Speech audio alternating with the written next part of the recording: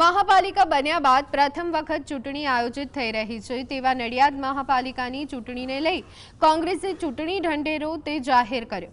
ખાસ કરી અને સરદાર પટેલની નડિયાદ એ કર્મભૂમિ હતી, જેથી સરદાર પ્રવેશ દ્વાર, સરદાર પટેલનું સ્ટેચ્યુ અને સરદાર પથ બનાવવાની જાહેરાત કરી છે। આ ઉપરાંત નવી કોલેજ અને આરું વોટર પહોંચાડવાનો પણ કોંગ્રેસે ચૂંટણી ઢંઢેરામાં વાયદો કર્યો છે। નડિયાદમાં સામાન્ય ફેરિયાએ ધંધા રોજગાર મળી રહે અને ટ્રાફિક અડચણ ન થાય તેવા આયોજનોનો પણ ચૂંટણી ઢંઢેરામાં વાયદો કરાયો છે।